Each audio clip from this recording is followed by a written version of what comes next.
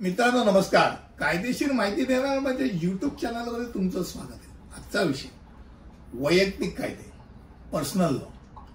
भारतामध्ये विवाह, वारसा आणि दत्तक म्हणजे मॅरेज, सक्सेशन आणि अडॉप्शन या तीन गोष्टींकरता वैयक्तिक कायदे हे लक्षात घ्या.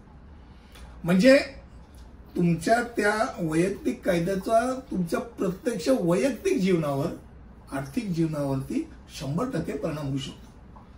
आता विवाह कायदे घटस्फोटांचं नियमन करतात, लग्न लागलंय का नाही लागलंय हे नक्की करतात. वारसा कायदा मालमत्तेचं वितरण करतात, खास करून ज्या वडिलांची, ज्या आईची मालमत्ता असते तिच्या पश्चात तिचा भाग, तिचे जी काही संपत्ती ती कोणाला जाणार ते सांगतात.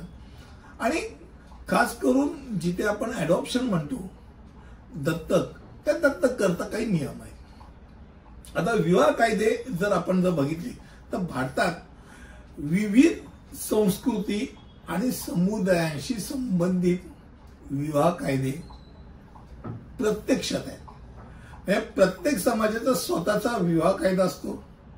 तथापि भारतातील बहुतेक जे समुदाय त्यांना भारतीय विवाह कायदा म्हणजे इंडियन मॅरेज ऍक्ट किंवा भारतीय ख्रिश्चन विवाह कायदा किंवा मुस्लिम वैयक्तिक कायदा किंवा सर्वात महत्वाचा आहे तो म्हणजे हिंदू विवाह कायदा, असे हे 4 कायदे हे साधारणतः यामध्ये ते सगळं समाविष्ट असतं.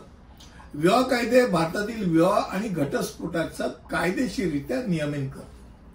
आता या ठिकाणी एक महत्वाची गोष्ट म्हणजे जिथे आंतरजातीय विवाह होतो, जेव्हा एक हिंदू आणि मुस्लिम किंवा ख्रिश्चन आणि मुस्लिम, ख्रिश्चन आणि हिंदू असे लग्न करतात आणि त्यांनी समजा कन्व्हर्शन करायचं नाही ठरवलं, ते म्हणा नाही मी माझा धर्म, मी माझ्या धर्मात राहणार, तू तुझ्या धर्मात राहणार, आपण लग्न करणार. अशा वेळेला त्यांना स्पेशल मॅरेज ऍक्ट हा एक कायदा आहे की ज्या ते आपल्या घटनेला स्मरून विवाह करतात.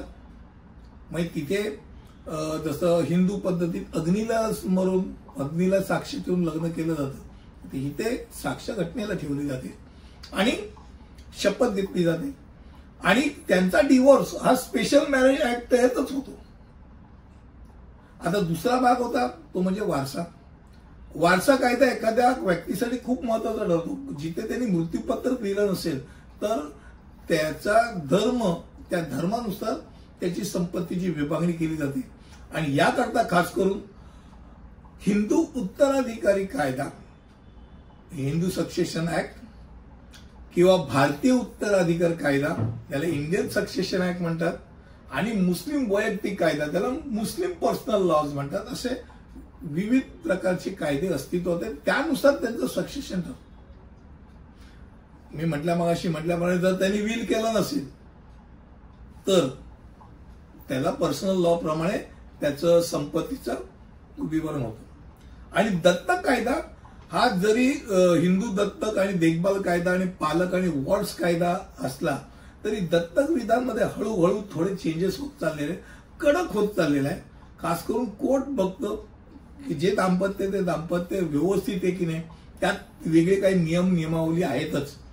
आजचा विषय जो होता तो खास करून पर्सनल लॉ कशा करता असतात, कारण बाकीच्या सगळ्या गोष्टी करता भारताच्या सगळ्या नागरिकांकरता समान कायदा आहे.